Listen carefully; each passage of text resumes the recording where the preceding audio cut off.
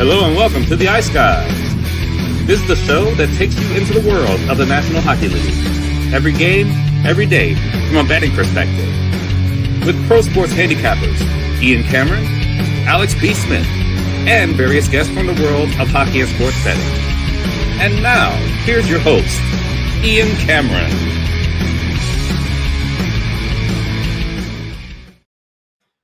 Welcome to the Ice Guys, Sunday, March 2nd. Ian Cameron, Alex B. Smith with you, ready to break down the Sunday NHL slate. 6 games on tap on the Sunday. We'll get to that in just a moment. There was a big trade as well last night in the NHL. Sign that trade deadline is right around the corner, and we'll talk about that in just a moment.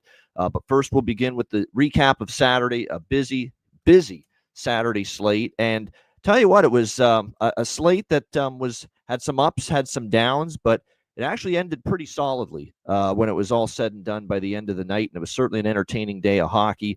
The New York Islanders, 7-4 over the Nashville Predators. I'm not sure 7-4 final score in that game was on anybody's bingo card, but the Islanders get a 7-4 win there in that one. One of the weirdest goals credited to a goaltender at the end as well, into the empty net, where Stamkos ends up shooting the puck out of the zone, and it goes all the way into his own empty net. And Ilya Sorokin, believe it or not, got credit for the goal for the New York Islanders. So a weird, I guess you could say, goalie goal there. But the Islanders 7-4 over Nashville, and Nashville does what they've done all year, unable to follow up a win and a good performance with another one. The Washington Capitals, we're not going there as far as panic or grave concern, but for the first time all season, the Washington Capitals have lost 3 in a row. For the very first time this season, it happened yesterday in that 3-1 loss against Tampa. Tampa is absolutely rolling. That's now, 9 straight wins for them. Vasilevsky has been just a brick wall since the break. He has been phenomenal. In 4 games, he's given up 3 goals. I mean, he's just been absolutely spectacular here coming out of the Four Nations break. Brandon Hagel has, talk about a guy that played great at the Four Nations face-off. Obviously was in one of the fights in the preliminary round game against the U.S., and boy, he has certainly carried that momentum with him. He's been great. The Lightning, like I said, 3-1. They are rolling. They are trying to, they are still in the hunt in the Atlantic. I know Toronto and Florida are still the 2 teams with the best chance to win that division, but don't sleep on Tampa Bay. They are still very much in that mix, and they are putting on one hell of a run right now. 3-1 against the Washington Capitals as they continue to play great hockey out of the break. The one goal, though, for Washington was Alex Ovechkin, who closes ever so closer now to the Wayne Gretzky all-time goal-scoring record.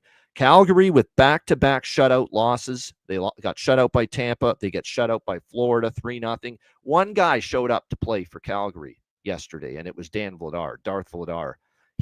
That's probably the best game I've seen him play, even in a losing effort.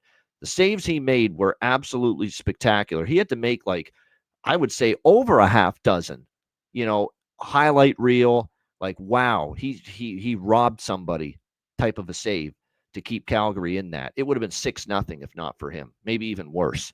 That's how bad it was for Calgary yesterday, but they had a chance because of Vladar, but Florida was by far the better team. Calgary felt like they were skating in quicksand that whole game, and Florida gets the 3-0 shutout win. So that's back-to-back shutout losses, and that means Calgary is in the super system play this afternoon against Carolina. Will they be worth a bet, though, in that super system play as far as the over? Stay tuned to find out, and I will give my opinion on that.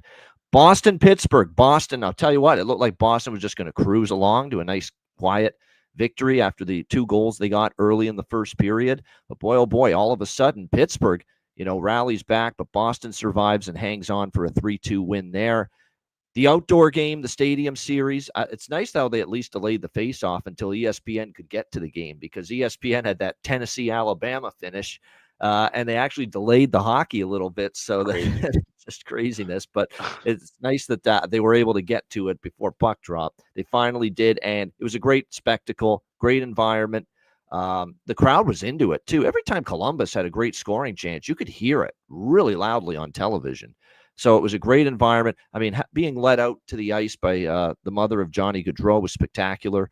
by this Columbus organization. Everyone wearing Gaudreau jerseys, not just Columbus, but Detroit players on their way to Ohio Stadium. You talk about class. That's just the way it's done.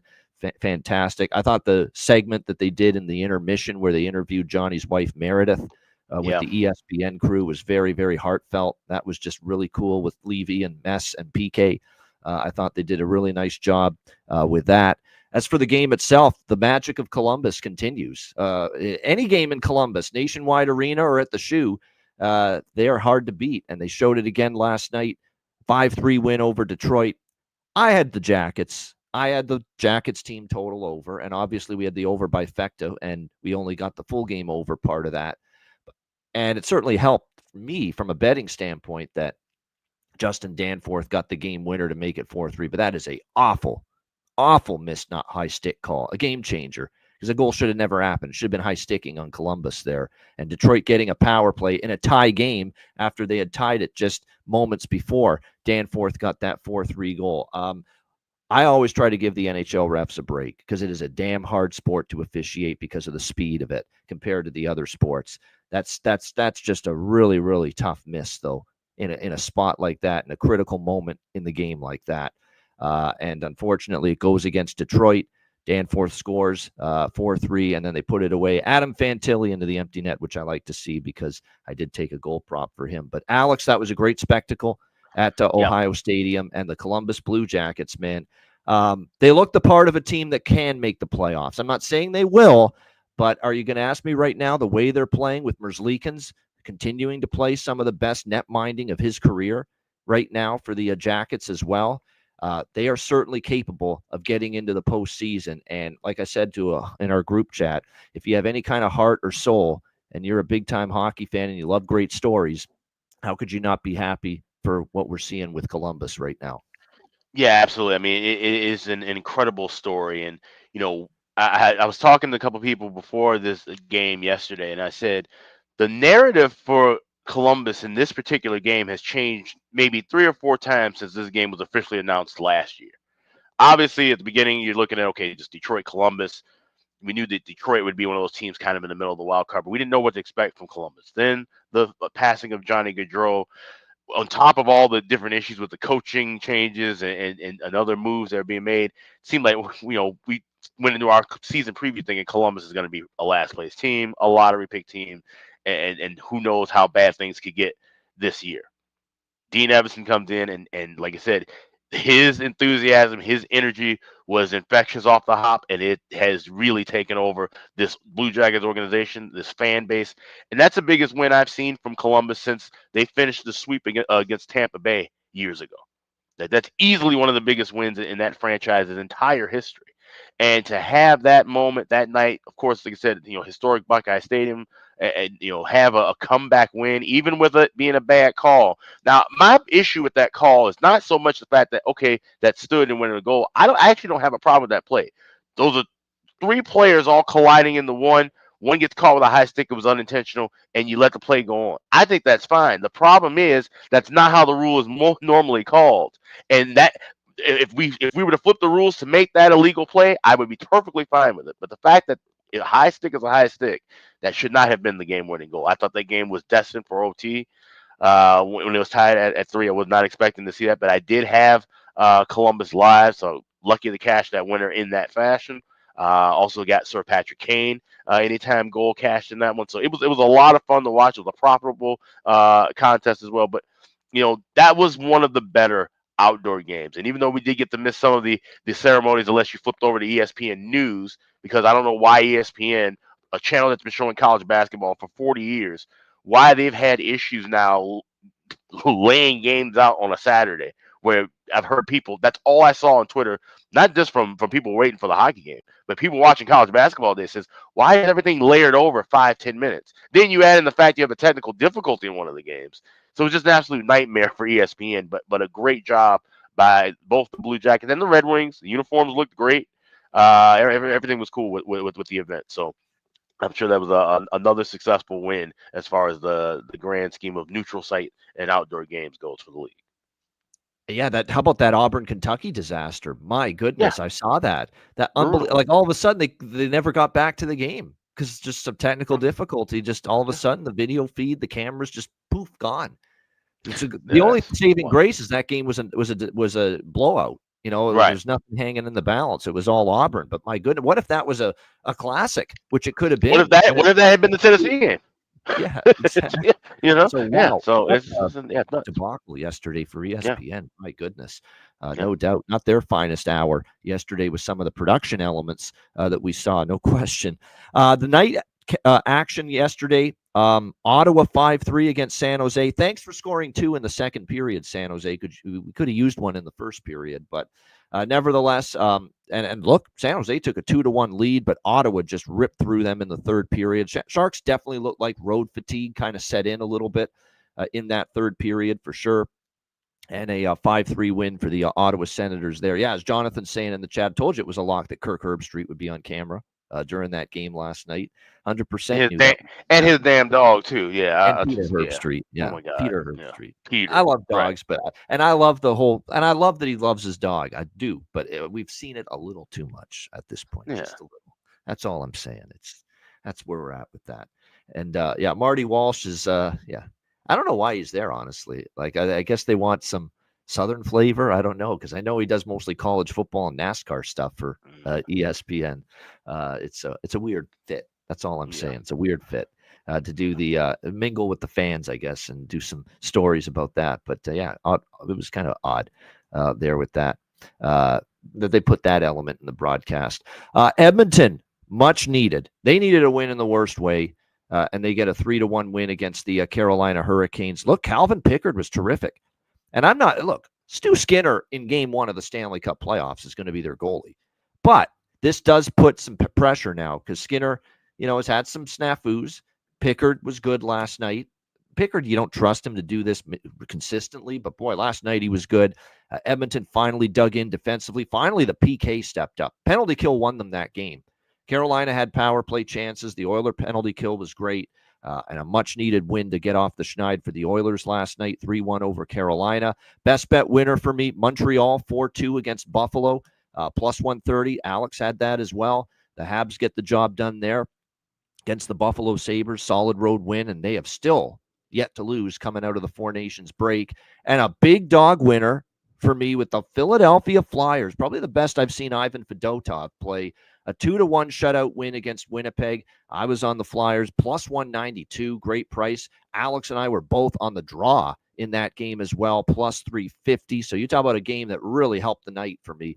That Flyers-Jets game sure did. The draw and the dog, the big dog Flyers both cash in that 2-1 win. And look, this is the time of year you got to start trying to take a couple more shots against some of these bigger favorites.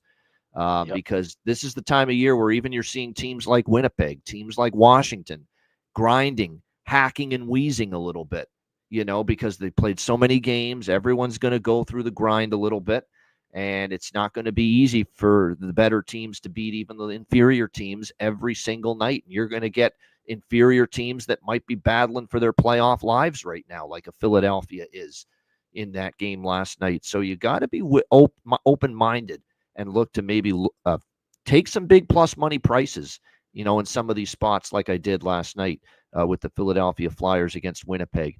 No Blues in St. Louis right now, just smiles and good times. My goodness, another win for St. Louis last night, 4-1 over the Kings, and another game where Binnington gives up a goal or less. He was mediocre in the NHL before the season, before the Four Nations. He goes to Four Nations, he plays great. And he's carried that form over back with him into the NHL. It's almost like that tournament, and John Cooper sticking with him, making him the number one guy. And even when there was a bobble here and there, sticking with him through the whole tournament, right through the final, it has gone right to Jordan Binnington's confidence. And you're seeing it right now. He is playing really well, seeing the puck well, tracking it well, square to the shot. Rebound control has been better. The whole bit, everything about Binnington's play in net's been solid. And the Blues, man, they continue to make a push for that final wild card spot. 4-1 win there. Nice bounce back road win for Jersey, cooling off the red-hot Utah Hockey Club last night with a 3-1 win there against Utah. Another over for Vancouver, Seattle. We talked about it. Crazy trend what is it, 10-1 to the over in the last 11 meetings. I think Yep. Jonathan said it's like 14-0 to the over in the 14 meetings when the total's been 5.5 between Vancouver and Seattle. So, and it was never in doubt. You could tell right from the first period on. We weren't going to have to sweat that one, most likely. And Seattle gets a 6-3 win there against Vancouver. I also like the spot for Seattle. I mentioned it. They were embarrassed against St. Louis at the end of that mini road trip. They played a really solid game, and Joey Decord, very solid. Don't be fooled by giving up 3. He was very good last night in that win against Vancouver. And then Chicago, I guess. Now this is my fault. This is what you get for laying a price as a bigger favorite with Anaheim. You know what you're getting into. It's not always someone you can trust in that kind of a role, and we saw it last night. But credit to Chicago. Not thrilled with what happened against Vegas, and they go into Anaheim and they beat the Anaheim Ducks 6-3. And a guy showcasing himself for the trade deadline, elephant hands, Ryan Donato, having himself one hell of a night for Chicago there last night as well. Alex, from the night slate, anything you want to talk about? Well, like I said, I mean, there were a lot of the up and down results, more good than bad. So, like I said, mentioned the late slate, getting that first period over, cashing with St. Louis and LA. That was a really good game. Also, having St. Louis, just like I said, money line in that one with Bennington just sharp once again, and he had a little momentum even right before the Four Nations. I think that's kind of what kickstarted, but certainly the Four Nations appearance and like I said, winning that, having Cooper and those coaches having confidence in him throughout, even when there are times they're saying maybe they should sit him out, sit him down. But riding him through, that's clearly given him the motivation and confidence he needs now. We said that with that tournament, that there would be some guys who could, carry off that momentum. I think right now he's at the top of the list for sure. And there's several guys that we can say who have given a big boost of energy to their club. But obviously, having a number one goalie do that, and certainly with a team that's just a few points right at that wild card spot, that's massive. So big win for St. Louis and Bennington. The Seattle Vancouver, about as rocking share of a win as it gets. Like I said, still hasn't been a game between those two teams to have fewer than 6 goals. So it's something you just have to keep looking at, even if those two teams may be out of the playoff race the next time they meet one another, which we're kind of hoping those of us who have tickets for Vancouver to miss. Which would give them even less reason to play defense head-to-head. Exactly. And then you have the Hawks game where, like I said, it wasn't much to say about the Hawks when we were talking about this game 24 hours ago. Said we liked Anaheim. I liked them regulation. I didn't end up betting it because I had other plays that I ended up looking at live. So I never added anything on in this game at all. But I certainly did not look to bet Chicago in this spot. But they came out hot, and they had all the reason to come out hot, mainly because of the big trade that happened a little bit before that game started. And speaking of that trade, before we get to Sunday's action, we do want to talk about it because this isn't one of the minor trades like we had earlier in the day. This one moved the needle a little bit. Florida and Chicago. Seth Jones on his way to the Florida Panthers. It's been a trying season for him from a defensive standpoint. We know he can still quarterback a power play, move the puck, do all that kind of stuff, but certainly in his own end, he's had his troubles in Chicago. But what Florida does get in him is a veteran defenseman, someone that when he's on his game can really help this blue line, and he can blend in nicely. He doesn't have to carry the load here, kind of like he had to do that way more in Chicago than he's going to have to do here in Florida. He can blend in with Aaron Ekblad and Gus Forsling. I would be shocked if he isn't paired with Gus Forsling, who's a great defensive defenseman, kind of mask maybe some of the deficiencies that Seth Jones has in his own end, while Seth can be that rover, if you will, move that puck up the ice, do the offensive side of things. So I get it why Florida got him. There's no question. But you're right, Jonathan. Blackhawks were kind of celebrating the departure of Seth Jones with the contract, with the struggles, and knowing what you got back, which was a first-round pick from Kyle Davidson in the trade, to get that back, along with Spencer Knight, who, yes, has had all kinds of ups and downs, mental struggles off the ice, but when his mind is right, to me, his goaltending talent, going back years, as good as any prospect from that position. And the question now is going to be, can he realize that talent and potential here in Chicago, where he's going to get way more starts, way more opportunity, obviously, than he did backing up Sergei Bobrovsky in Florida. I'm still a believer in Spencer Knight. We can't just say it's he's going to be just a backup. Not yet. He's still only 23. We have to remember the struggles he endured off the ice, where he, worked with the player assistance program, to deal with those issues. And now he's got his mind right from all indications, and he has had his best season in a few years now in a backup role with Florida. I think for Chicago, you're gambling on the talent and pure ability of this kid. Let's see what happens. Alex, your thoughts on the trade?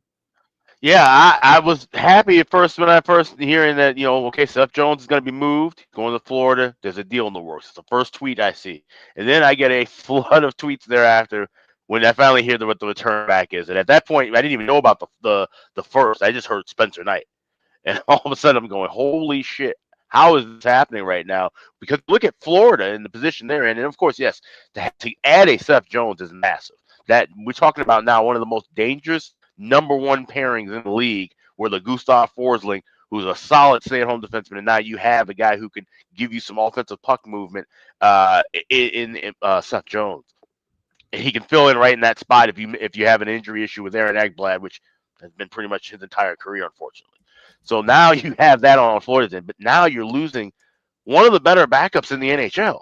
And it's it's understandable. You have Sergei Bobrovsky, Stanley Cup winner, solid veteran. He's not going anywhere, but he's also 36. And he's a guy who's played a lot of minutes in the last 2 years specifically in getting his team to back-to-back Stanley Cup finals. You better make sure he stays healthy, because now you've got a giant hole back there. Chris Drieger gets called up, and then you got this kid Cooper Black, who, for all the great numbers he has in the AHL, it's just a dozen games in the AHL.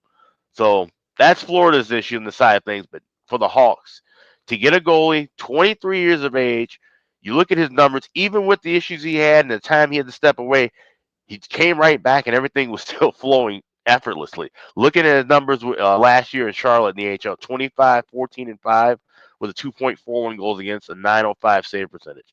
12, 8, and 1 this year with Florida, in spot starts and in relief roles behind Bobrovsky.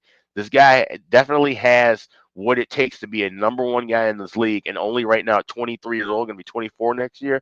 There's a lot of time. There's a lot of room, and I'm grateful that the Hawks were able to get him. This is a masterclass trade by Kyle Davidson. And then to add a first-round pick that could be either for 2026 or 2027, which in the grand scheme of things will more than likely be a bottom 15 pick. But that doesn't necessarily mean it's going to be 30, or 30, 31. Down at the very, very bottom doesn't necessarily mean that Florida's going to go run off and win another couple cups and this pick becomes worse. This could be a middle-of-the-road pick. And if we're talking about the process of things with the Hawks and this rebuild, 2027, that first-round pick could end up being a guy that you plug in, and he's a boost, that helps you get into the playoffs or helps you win a playoff series if things still go according to schedule with the Hawks. So I think this is a fantastic trade on both sides. The money that they're eating from Seth Jones, $2.5 million for the next 5 years. That seems like a lot as far as length of time, but as far as money, not that much when you look at how the cap's going to go up. $2.5 million is only 2% of your salary cap handle 2 seasons from now. So it's A's all across the board for me. Well done job by Kyle. I hope he doesn't stop here. I know he said that he's been so focused on this trade that there's a couple other things that have kind of gone past him. There's still some more moves to be made, I think, between now and the summer. No doubt. Should be interesting to see. And again, trade deadline is Friday, and we are certainly going to have tons of trades. And if we have trades breaking while we're on the show, we do have our new breaking news bumper. I hope you guys enjoyed that yesterday, breaking that in for the first time. Hopefully more of that, where that came from, as we get the trades announced throughout the course of the week. But it will be a busy week as far as trade activity is concerned. A lot of good questions about what Florida's going to do to back up Bobrovsky now. They're high on Cooper Black, but again, he's played very little at the American League level. He is having a great season down there, but you're going to throw him into the pressure cooker of a Stanley Cup playoffs if Bobrovsky gets injured? Boy, that's asking a lot, maybe. And you don't have that Spencer Knight insurance policy now, so it's either Cooper Black, it's either the veteran journeyman Chris Drieger, who's down there as well, and of course he started a bunch of games in the NHL with the Panthers initially, Seattle after that, or you go out and trade for a backup goalie.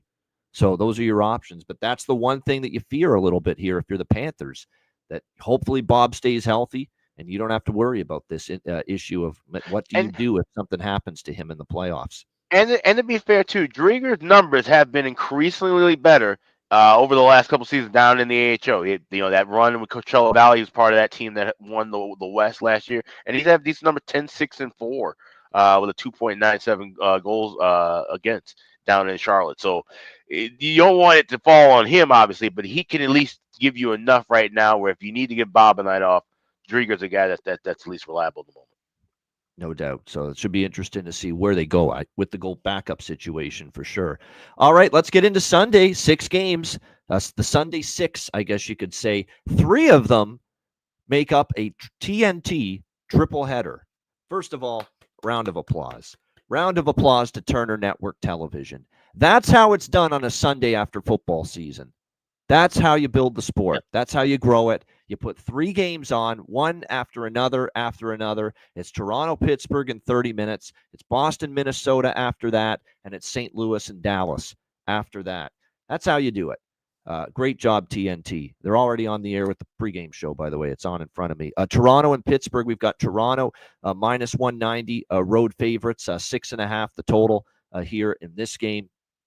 Pittsburgh obviously has been pretty much a shit show since the Four Nations break. Although I give them credit, 2 of these games, they have battled back. They battled back all the way to beat Philadelphia after getting crushed in Philly 6-1. Nedeljkovic got yanked. They came back and they won in overtime 5-4 against the Flyers. And yesterday down 3-2, they came back, made it interesting, but the Bruins end up hanging on for a 3-2 win over the Penguins. Penguins now, like I said, a pretty bad 1-4 in their 5 games since the Four Nations break, and the only win was that comeback that they had against the Philadelphia Flyers. We'll see how they fare here against obviously a Toronto team that has not lost since the Four Nations break. Carolina, Chicago, Boston, New York Rangers, 4 consecutive victories for the Leafs. They didn't play great against Boston, especially in the first and second period. And they didn't play great against the Rangers either, quite honestly. But they found ways to win, and it's a sign of why some people are drinking the Kool-Aid, despite the franchise being cursed, that maybe Toronto's right there as far as a contender to win the Stanley Cup this year. You look at this matchup against Pittsburgh. This is a back-to-back for the Penguins. It kind of feels like a back-to-back for Toronto because they go from Friday night to early Sunday afternoon. But certainly it's a really quick turnaround for Pittsburgh because they played at 3 p.m. Eastern yesterday against Boston, and now you're playing a 1 p.m. Eastern start today. Now, the good news is for them, there's no travel, both games in Pittsburgh, but still, it's a pretty tough turnaround. Pittsburgh's not defending right now. We've talked about that. 3 goals is actually a good, that's actually a high water mark for Pittsburgh, only giving up 3 in the loss against Boston. But now you got to deal with, obviously, a Leaf team that's got firepower. I like Toronto team total. It's a very cheap price. I think that's the best option. I mean, I don't want to get involved with Toronto at a minus 190 price here in this game, but certainly if Toronto's going to win this game, there's a damn good chance they score 4 goals against a horrific Pittsburgh team defensively and a Pittsburgh team that's likely going to have Yoel Blomqvist in net this afternoon with this being a back-to-back for them. And, of course, Joseph Woll will get the start here this afternoon for the Toronto Maple Leafs. And like I said, Stolarz has been great, but Woll's very capable as well. He's had a solid season.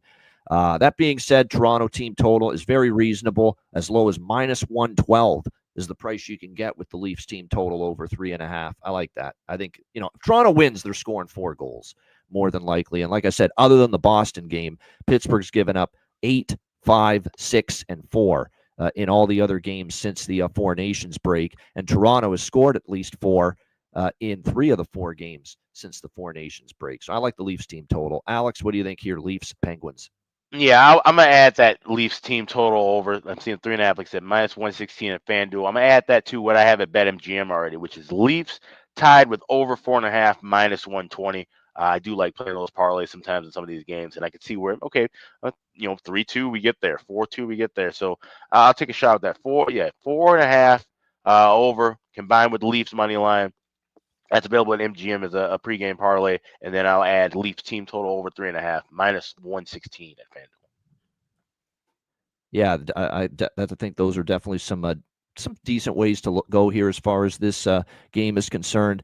Obviously, when you look at this matchup, Toronto's won 5 of the last 7. They've done pretty well, obviously, head-to-head against the Yeah, Blomqvist. Yeah, figured it would be a Blomqvist here. Jonathan likes I don't mind. Certainly like the Leafs puck line more than Leafs in regulation or money line from a value standpoint. But like I said, I think the Leafs are going to cover the puck line. They're going to have to score, obviously, at least 2 goals. I think they score 4. If they win, they're probably going to end up scoring 4 or more. So that's why I like the Leafs team total over. Pittsburgh's one of those teams, too, where offensively they can be weird. They could be held down to 2 goals or less, but they can also, erupt when they've got things rolling a little bit and be dangerous. And their power play, at least this year, compared to last year, has been a little bit better. So we'll see how that goes. This is a good prop game. We should see some offense. Crosby's in. I haven't heard anything otherwise. I assume that he's in. But Raquel has been very good lately. Kevin Hayes has been shooting the puck a lot more lately. I mean, if I'm Jonathan Davis, I go back to the well with Mr. Tomasino. Mr. Phil Tomasino. Yeah, I would. Absolutely. He's been terrific. Nyes is worth a look. I like with Matthew Nyes, he's been struggling to score lately. He gets the big game-winning goal against the Rangers. I like that situation where, a guy's been struggling and he finally gets to the back of the net. So Nyes, and I'm going back to the well once again. Missed out on the 2 players that have been really picking it up lately for the Leafs. Neither one scored on Friday night, but I'm going back to the well with them. Holmberg and Nick Robertson for the Toronto Maple Leafs. I'm going to try the Nick Robertson, Jason Robertson parlay one more time, too. Why not? They're both playing today and both part of the TNT triple header. Leafs and Nick Robertson, Jason Robertson and Dallas later on. So I'm going to try that one more time, 15-1 there. It'd be interesting if they mentioned that at any point during the triple header today. I'm sure, no doubt, but I'm going to give it a shot one more time, rolling that dice. All right, Boston and Minnesota. We've got Minnesota minus 150, home favorites, 5.5 the total. This is the second game of the triple header on TNT, 3:30 p.m. Eastern time. Minnesota, look, that was just such a brutal back-to-back. You know how tough that is. Utah, Colorado, thin air altitude, back-to-back nights when you're a little depleted still as far as injuries are concerned, when you're missing the likes of Kaprizov and Joel Eriksson-Ek. Ryan Hartman's still out. And to make matters worse now, Jonas Brodin's back on the injured list. God almighty, this guy. I feel bad for him, but that's not actually something we should be laughing at. But my gosh, it's just one injury after another. He left the game in the 3rd period with an undisclosed injury against Colorado. Game time decision as far as this game here tonight. So I look at this as a situation where I'm not laying minus 150 with Minnesota. That being said, Boston's on a back-to-back. Brad Marchand left the game against Pittsburgh yesterday due to an injury. The captain, he's day-to-day. Trent Frederick's still out. Lindholm and McAvoy still out on the blue line. With this being a back-to-back, they haven't ruled him out yet for the game this afternoon, but I get the feeling they may err on the side of caution and keep him out for this game today, Brad Marchand. Not confirmed, but it's definitely a possibility. I like the draw here. I think it's a draw candidate. You could see, obviously, East versus West. Both teams are in their own races. So I think when you look at it, if we get a game that's tied late in the 3rd, get that game to OT, get the point secured, kind of becomes the mindset that takes over. So nothing side or total, but I do think the draw is worth a look here. Bruins and Wild, and you can get that at upwards of plus 325 right now at Pinnacle. So, considering that we're starting to see some of these draw prices lately, plus 300 or even below that, to get plus 325 is pretty solid as far as that's concerned. And yes, the guy they got in the trade with Nashville is going to probably make his Minnesota Wild debut. And look, they're looking for a little more offense now. He should be in the lineup. What's troubling you, Gus? What's troubling Gus? Gus Nyquist for the Minnesota Wild. Looks like he'll be in for the first time as a member of the Minnesota Wild this afternoon. Goaltending, we don't have them confirmed yet. Actually, we have Swayman confirmed. Jeremy Swayman for Boston. Philip Gustafson projected, but not confirmed yet for Minnesota. Alex, what do you think here? Game 2 of the TNT triple header, Bruins Wild. Yeah, the return of Gustav Nyquist, of course, he had a previous stint with Minnesota, and that's supposed to be the offensive boost that they're going to be looking for in this game and beyond. Even with Boston on the back-to-back, even with Marchand and the bulk of the injuries, I think this could be a next man up game for the Bruins as a dog. Second leg of back-to-backs where they're 5-2 in that spot. Shout out to Mikey for giving us that note in our group chat This looks like a Boston spot for me, but I will add a little bit of draw too. Plus 325 I grabbed at Bet Online with the draw, but I add that a little bit with the dog here at Bruins plus 130. I just don't like the form Minnesota's in right now. And to have 2 games on the road in altitude that were tough games, and now you come home a 230 start, which is kind of weird, of course, because of the national TV.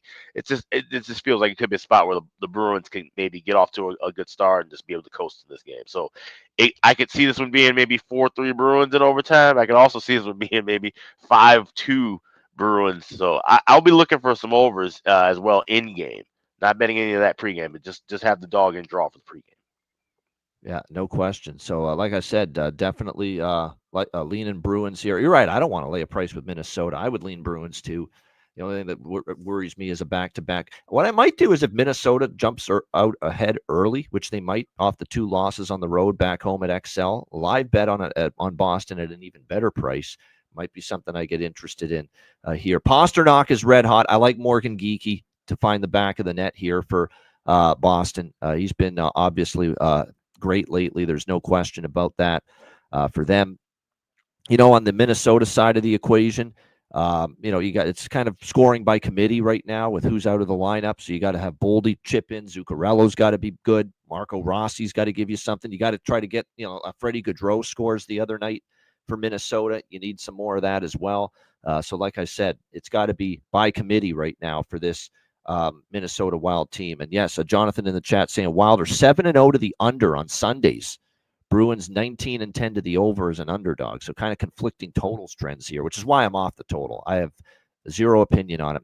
I'm not recommending a lean to the over. I'm not recommending a lean to the under. And that's why I'm just waiting until in game. I want to see what the pace is looking like. So. Yeah, no doubt. Sometimes just watching it and using the eye test is the best way to go before jumping in. All right, Calgary, Carolina. This is the another afternoon game. This one not part of the TNT coverage. Carolina minus 320, home favorite, 6 the total. And this money line price has gone up here on Carolina because they opened minus 250, now all the way up to minus 320 here in this game. So we've got a conundrum here. I know Calgary, and JD pointed this out yesterday, off a loss, Calgary has been phenomenal with under the total in their next game off a loss. But Calgary's also in a super system play here in this matchup against the Carolina Hurricanes off back-to-back shutout losses. And the super system play has been pretty good this season as far as goal in the first 10 minutes and first period over, full game over, all the things we talk about with the super system play. It's been more hit than miss with that. And the way I see it, now that you've been blanked in 2 games in a row, and I watched that Florida game yesterday, Calgary didn't muster any shots in the first 2 periods. They weren't in the offensive zone at all in the first 2 periods. If you're Ryan Uska, you got to tell these guys, skate, shoot the puck, move your feet, be aggressive offensively, because we can't win games not scoring a goal like we did against Tampa Bay and Florida the last 2. So I think you've got to come out with an aggressive offensive approach. And yes, Calgary's not a team I love betting overs. And obviously maybe the drought continues here this afternoon with their offense, which has been blank now in these back-to-back road games in Florida. But I'm going to take a shot here with the super system play. Goal in the first 10, first period over, full game over, and a little bit on Calgary to score in the first period now that this price for Carolina is above minus 300. 31-21 on the season for underdogs scoring in the first period, facing a minus 300 or better favorite. That's 31-21 this season. So this is not a super system play I'm hammering or unloading on. But like I said, I am going to bet it today. I stayed off it yesterday, and I warned everybody to stay off. I wasn't feeling it yesterday with Calgary, Florida over first period full game, and I made the right decision. I am feeling it a little bit more today in this game against and plus look, Carolina, they only scored 1 goal in a loss to Edmonton last night. You think that's going to be satisfactory for Rod Brindamore and company? No, they should want to push for more offense today coming off a loss like that. So I'm buying in to the overs today in the super system play with Calgary in this game, unlike the game yesterday against Florida. So we'll do goal in the first 10, first period over, full game over, and we'll also do the little bit on Calgary to score in the first 20 minutes.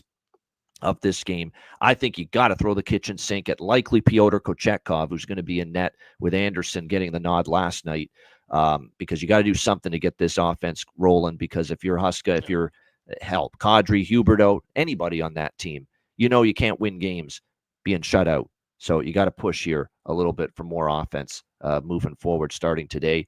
Alex, what do you think here? And by the way, it should be Dustin Wolf. I get it on the back-to-back. So that's always the fear when you're talking about overs with that guy in net. I get it. But I think if you're Calgary, you've got to be more aggressive, pinch a little bit more. And the one thing, too, if you pinch a little bit more, Alex, you're going to put Dustin Wolf in a spot where he's going to face more high-danger chances, more odd-man rushes, more, tougher saves he's going to have to make on the back end. So that could lead this to be more of a up-and-down affair. And because I think they almost have to say, you know what, I know we want to be defense first, but can't play like you did yesterday and win a hockey game. Alex, what do you think here? Flames, Hurricanes. So I'm staying away from the total in this one. You make great, compelling arguments, obviously, with the super system and the fact, and I agree with you on both teams having the push pace, but certainly more with Calgary. I really love the spots here with Calgary first period to score a goal. Like I said, I got minus 116 with that. Calgary to score in the first 10 minutes. I got that plus 200. In Carolina, and there's 7 spots where they've been favored minus 300 or higher. They've given up a goal in the first 10 minutes at 6 of them.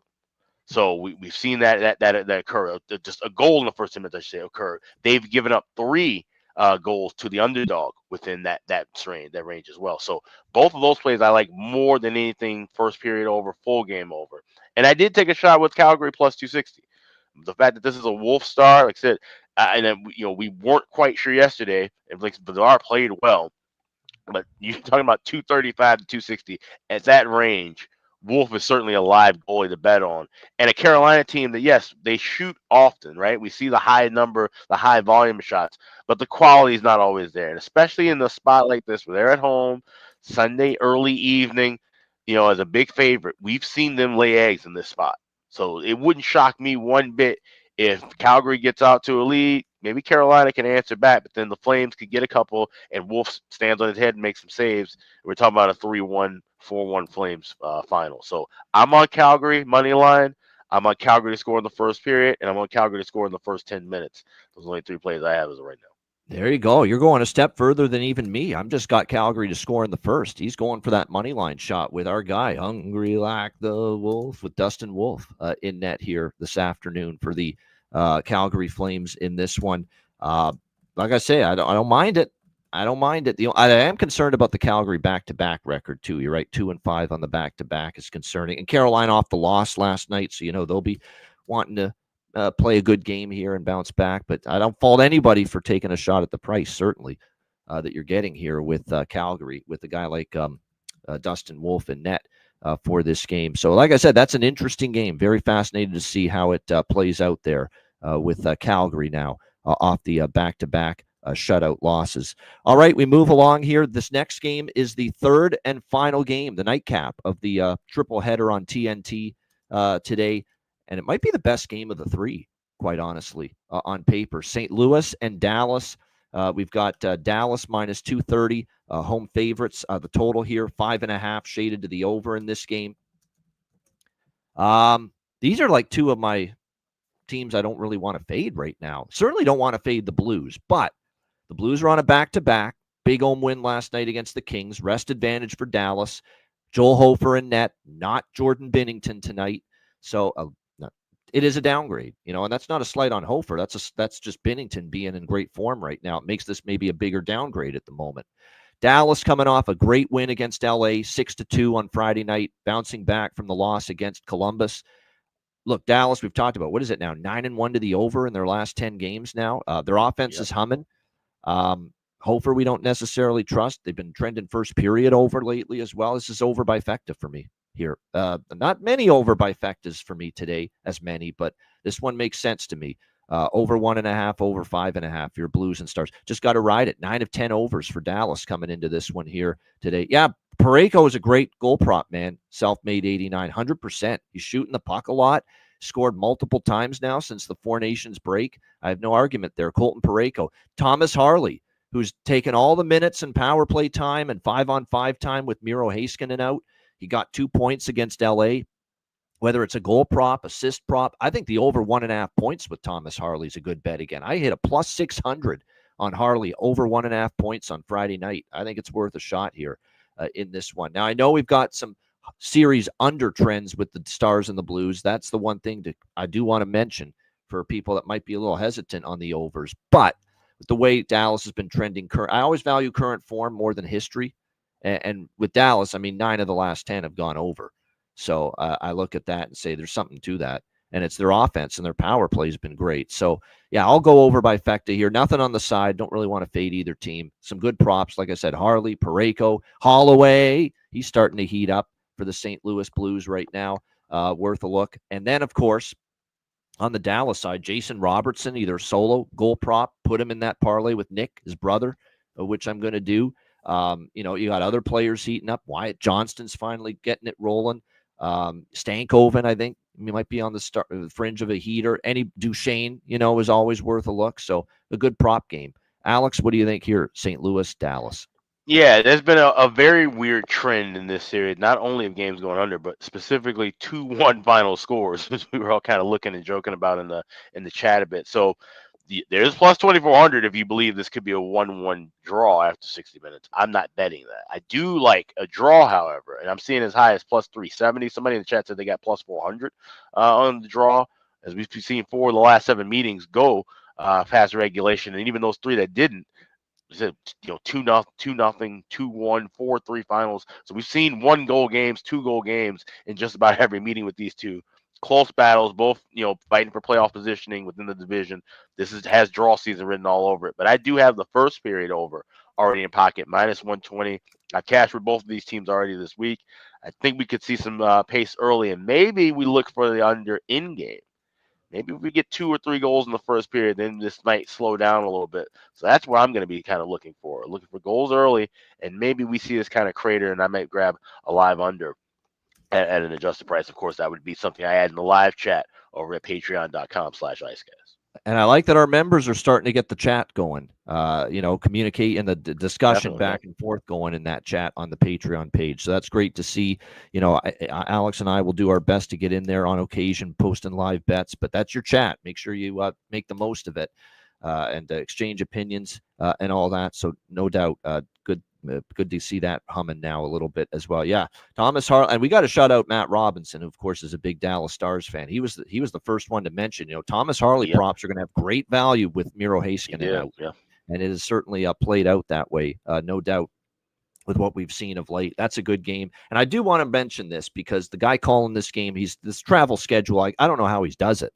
Because John Forsland does Seattle games. He's calling this game with Edzo for TNT tonight, St. Louis and Dallas. And I'm telling you what, right now, he did 2 games in Florida, Tampa in Florida for Seattle television last weekend. He did Sharks Jets on Prime on Monday. He did another Seattle game on Tuesday. He did Canucks Kings on TNT last Wednesday. He finally had some time off, and then he did the Canucks Kraken last night, Seattle television. He's doing Blue Stars TNT tonight. Amazon Prime Sharks Leafs Monday night, and he's back to Seattle Tuesday night when Minnesota plays there. That's dedication and air miles, baby, as I said in our chat. Yeah, it is.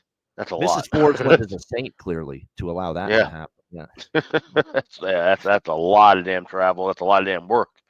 Yeah, so kudos to him. That's a lot of games for Mr. Forsland. There's no doubt. All right, we move along here on this Sunday. We've got Nashville and the New York Rangers. Next up, we've got the Rangers minus 160 home favorites, or actually upwards of minus 190 is what we're looking. Actually, it's dropped a bit, more closer to minus 170 now with the Rangers. Total in this one sitting at 6, shaded to the over. I mean, what do you do with this game? I mean, how do you lay a price like this with the New York Rangers? Not me, obviously. But you want to trust the Nashville Predators either on a back-to-back? Now, they did have a bad game yesterday. Will they have a better performance? And they are kind of one of those teams where once in a while when, they're off that kind of a bad game, they'll show something a lot better next time out. And it's not like the Rangers can be trusted defensively. You've got Useless Onanen getting the start, obviously, on the back-to-back here for Nashville. Jonathan Quick, the veteran, will get the nod for the New York Rangers here tonight. That's already been confirmed. Riley Smith for the Rangers is being held out of the lineup as a potential guy that might be moved by the New York Rangers before the trade deadline. So keep an eye on that. They're still without Adams, Edstrom, and Fox. Chris Kreider is still out on the Nashville side. Roman Josi still on IR. Mark Jankowski, my fellow Dundas, Ontario, just outside of Hamilton, may not play as well for the Nashville Predators here in this game.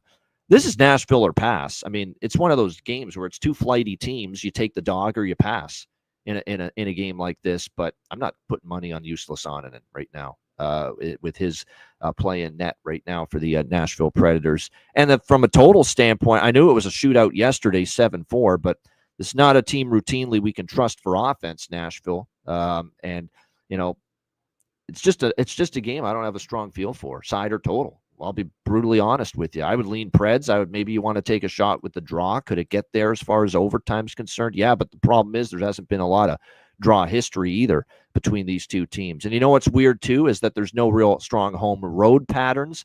New York has won games and lost games at home versus Nashville, just like Nashville has both won and lost games at home versus the Rangers. So it's just an all over the map kind of game for me. Nothing pregame. This is one of those deals where maybe because the Preds gave up 7 yesterday, I could see a little low and slow start and jump on my old reliable there, second period gift and over 1.5 if that happens, which I might do. That's kind of an approach I'm eyeing in this game, but that's about it. Nothing really pregame. Alex, what do you think here? Preds, Rangers. No, it's a pass for me. There's a lot of things I was trying to, create an angle with. Nashville's awful on the second leg of backs-to-backs, 3-6-1.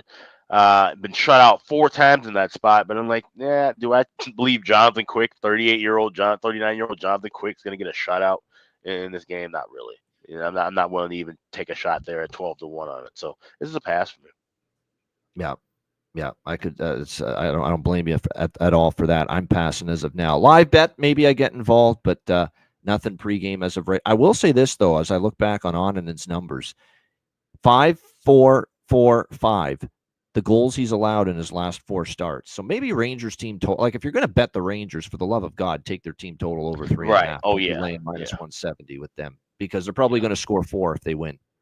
And Onanen's been giving up 4. So there we go. I'll throw out a lean. I probably won't bet it, but I'll throw out a lean. Rangers team total over 3.5. I mean, he's just been giving up 4 routinely. This useless Onanen here for the Nashville Predators. So that might open the door for the Rangers to get the 4 goals they need. All right, final game of this Sunday slate, the nightcap, 8 p.m. Eastern, New Jersey and Vegas. Tough back-to-back for the Devils, being in Utah last night, and now they are in Vegas tonight against the Golden Knights. Vegas minus 170, home favorites. The total here sitting at 5.5, shaded to the over in this game. Man, it's going to be Jake Allen tonight because they played Nico Dawes last night and started him in the game against Utah. Jake Allen will be in net. He had kind of had a temper tantrum at the end of that game. He played great against Colorado in the loss earlier this week, but he was bombarded with shots. I don't think he was thrilled with the defensive play in front of him in that game, and he kind of stormed off. He'll get the start tonight. We'll see how he fares. Like I said, he did give up 5, but like I said, the defensive play was pretty.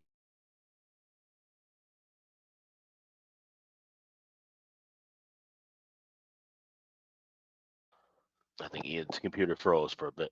But just kind of getting down with this last game, New Jersey and Vegas. This is one that I was just kind of stuck upon. Like I said, of course, wanting to see what the goaltending is going to be with, like I said, with Allen and Dawes, and that split has been, it's been like I said, we talked about it with Dawes and Allen. Just kind of getting back on it. Those 2 goalies, they're hard to read on a game-to-game basis. And like I said, the differences are so minimal at times, but yet they both can be really bad, or they can have some quality efforts. It's been really hard to get a good read on either one of them. And I've been kind of bullish on looking at anything Devils related as of late for that reason. I lean Devils, honestly, even though it's a back-to-back. I am not seeing the form of Vegas that I trust them as minus 170. I'm not saying I'm betting New Jersey here, but Jersey or nothing. I'm not laying the price like that. That was almost like a loss against Chicago the other night. The shit that I was seeing from the Vegas Golden Knights in that game. Now it is Aiden Hill. That was Samsonov. That's definitely a difference and something you got to factor in. No doubt about that. New Jersey on the back-to-back. Like I said, I doubt I get to the window, but I'm not laying minus 170 either with the Vegas Golden Knights. If you like Vegas, I say do the team total. One thing we have known about Jake Allen is when they lose with him in net, often it's because he gives up, 3+ goals. Obviously, the team total is 3.5 here, not 2.5. But like I said, if you like Vegas, probably take the team total would be the best option. All right, shout out to everyone in the chat. Hit the like button. We appreciate it very much. And that's another factor, Aaron. Yes, Eastern Conference teams, Vegas has struggled. So I know they got the rest advantage, but I don't like their form enough at minus 170. I don't, flat out. And you're right, they have struggled against Eastern teams.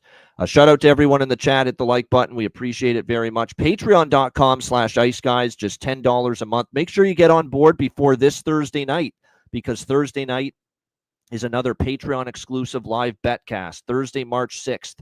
There you have it, 7 p.m. Eastern. We will be on the air again for another Patreon exclusive Ice Guys live betcast, which means you must be a Patreon member to tune in and join us on the betcast. Just $10 per month. Your subscription goes a long way to supporting the show.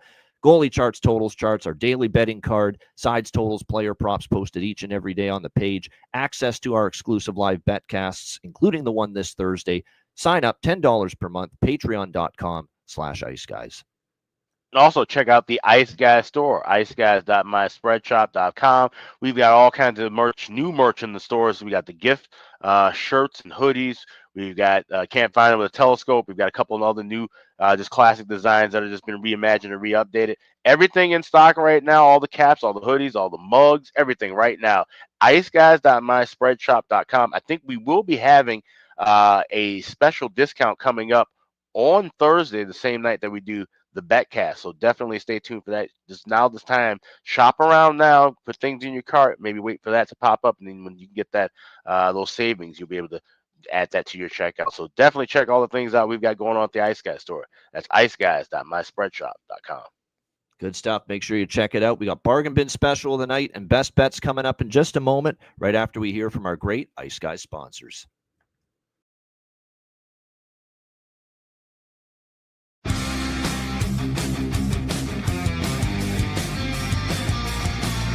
Support for the Ice Guys podcast is provided by Boston Hemp Incorporated, Tailgaters Social, and a big thank you to all that subscribe to the Ice Guys Patreon page.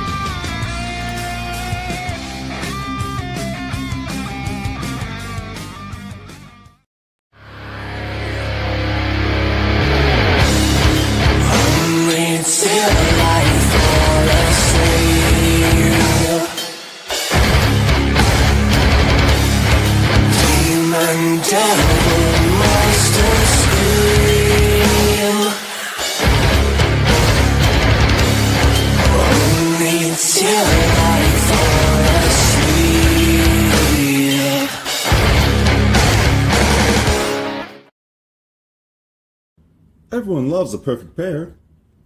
Bacon and eggs. Thunder and lightning. Mario and Luigi. A hot dog with fries. Ian and Alex B. That's right. Everyone loves a perfect pair. So why not pair up your game nights with Boston Hemp? From exotic flower to concentrates and edible products. You'd be hard-pressed to find a better pairing than Boston Hemp and hockey. Check them out today at bostonhempinc.com.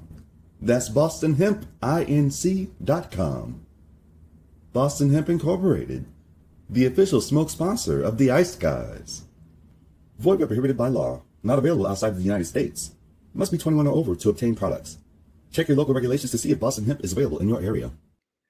Shout out to all our great sponsors, including Boston Hemp Inc. Get 20% off all orders on the website using the promo code IceGuys at bostonhempinc.com.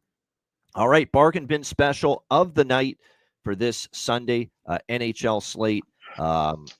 6 games, pretty good for a Sunday. And this is going to be the norm, 6 games or more on most Sundays the rest of the regular season. Alex, Bargain Bin Special of the night, what do you like? Yeah, well, let's head up the street to XL Energy Center. You got Boston taking on the Wild. I'm looking at Charlie Coyle to get a goal. He said, some guys got to step up and deliver. We might have Marchand out, but I'm seeing him plus 410 at FanDuel, plus 425 at Bet365. You have that available. Charlie Coyle, anytime goal scorer for the Boston Bruins. That's my Sunday bargain bin special.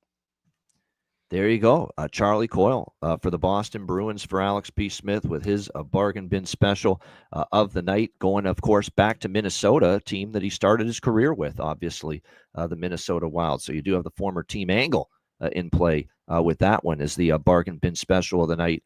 My bargain bin special of the night for this slate, I'm going to end up going to, let me see if it's bargain bin worthy because I've got him on the radar. Yeah, Holloway, an old friend. We're going to revisit Dylan Holloway for the St. Louis Blues, plus 350, best price available at BetMGM. You can also find it, at plus a little over plus 300 at a couple spots. FanDuel plus 330. Dylan Holloway starting to heat it up again for the St. Louis Blues here coming out of the Four Nations break. So there you have it. Bargain bin special of the night. An old friend who's cashed for me multiple times in this segment. Dylan Holloway, St. Louis Blues, plus 350 for bargain bin special of the night. All right, best bets here for this Sunday NHL card. Alex, best bet, what do you like? Head down to Raleigh. You got Calgary taking on Carolina. And listen, when you have two games where you can't score a goal, the biggest note that you have to remember is that it starts with one. You got to get one goal, preferably get a goal early. So I'm going for the Calgary Flames. Give me a goal in the first period and get minus 115, basically playing a half a goal within the first period on the Calgary Flames. Scoring a goal there, that's my Sunday best bet. There you go. Calgary Flames to get a goal in the first period. That's not my best bet, but it's on my card as well. Calgary to get a goal in the first period in that minus 115 range. Best bet for Alex B. Smith. Toronto just scored 1-0 Leafs in the first few minutes. And of all people to score, the guy that hasn't been able to put the puck in the ocean this season, Max Domi. Man, that's got to feel good for him and a weight off his shoulders. He gets the Leafs on the board, and birthday boy, as well. And Max Domi with giving Toronto the 1-0 lead there. All right, best bet for me for this Sunday slate. Let's go to that St. Louis Dallas. Let's just go over 5.5 minus 125. I know there's been a lot of 2-1 games and there's been some low scoring games, Blues versus Stars, but who am I to fade or go against a 9-1 overrun for the Dallas Stars in their last 10 games? Their offense has been rolling. They face the weaker of the two netminders in this game for St. Louis, and the Blues offense has really picked things up. Dallas hasn't been shutting it down completely either defensively of late. It's been more their offense that's been carrying the load. So I think we get to the 6. We don't need a huge shootout. We just need 6 here. St. Louis, Dallas, over 5.5, minus 125 for my best bet here for this Sunday NHL card. Hopefully we can complete the weekend best bet sweep after we had one yesterday with Montreal as an underdog against Buffalo. Shout out to everyone in the chat. Hit the like button. Great week of shows coming up. Patreon exclusive live betcast on Thursday night. So make sure you become a Patreon member before then if you aren't one already. We're looking forward to that Patreon betcast Thursday night, March the 6th. The reminder, the Ice Guys is live 7 days a week, Monday to Friday, 2 p.m. Eastern, Saturday and Sunday, noon Eastern. If you can't watch the show live, download the Ice Guys podcast in audio form on all major podcast platforms, Google Podcasts, Apple Podcasts, Spotify, Stitcher, iHeartRadio, Amazon Music, and more. Download the Ice Guys podcast when you can't watch the show live. For Alex B. Smith, I'm Ian Cameron. Have a great Sunday. Enjoy the games and good luck, and we'll see you tomorrow, 2 p.m. Eastern on Monday for another edition of the Ice Guys.